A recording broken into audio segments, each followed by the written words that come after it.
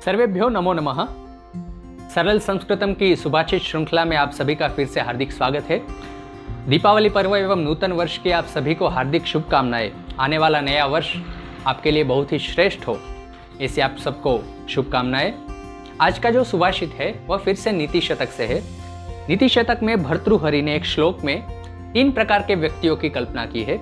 निम्न कक्षा के व्यक्ति, मध्यम कक्षा के व्यक्ति एवं उत्तम कक्षा के व्यक्ति। तो ये व्यक्ति कैसे होते हैं वे सुभाषित में बताते हैं। तो श्लोक कुछ इस तरह से है।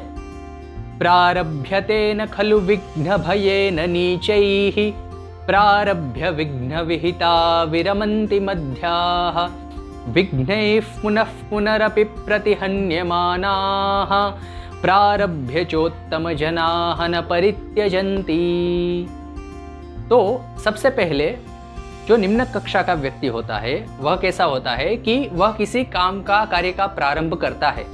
तो प्रारंभ करने का संकल्प करता है, सिर्फ सोचता है कि मैं यह काम करूं, लेकिन उस कार्य की सोच में ही वह फिर कार्य से होने वाले भय को देखता है कि अगर मैं यह कार्य करूंगा तो उसका मुझे कैसा फल मिलेगा, कुछ बुरा होगा मेरे साथ। वैसा भय उसके मन में उत्पन्न होता है और वो कार्य करने का सिर्फ सोचता है लेकिन कार्य करता नहीं है। तो यह होता है निम्न कक्षा का व्यक्ति। फिर दूसरा है मध्यम कक्षा का व्यक्ति।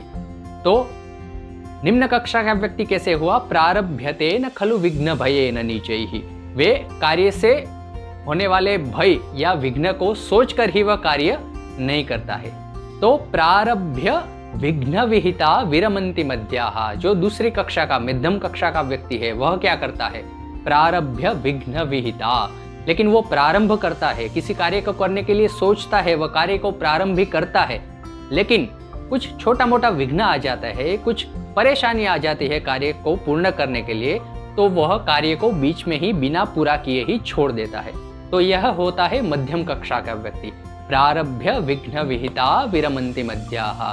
तो फिर उत्तम कक्षा का व्यक्ति कैसे होता है? तो विघ्नैः पुनः पुनरपि प्रतिहन्यमानाः।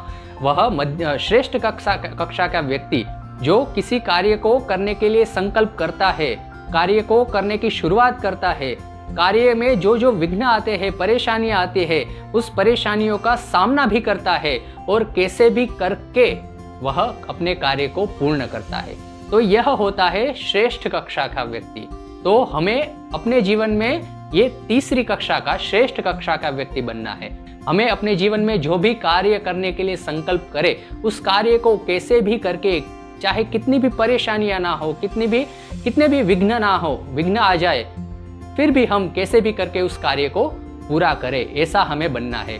तो इस नए वर्ष में आप सभी को यही सीखना है, यही संकल्प लेना है कि इस नए साल से हम जो भी कुछ अपने अभ्यास जीवन में, अपने सांसारिक जीवन में जो भी कार्य करेंगे, तो वो कार्य को दृढ़ संकल्प के साथ करेंगे और चाहे कितनी भी परेशानियां हो, कितने भी विघ्न आ जाए, लेकिन कैसे भी करके हम उस कार्य को अपने दृढ़ संकल्प से, अपने परिश्रम से, बिना डरे, बिना हटे हम उस कार्य को पूर्ण करेंगे। फिर से आप सभी को नए नूतन वर्ष की हार्दिक शुभकामनाएं।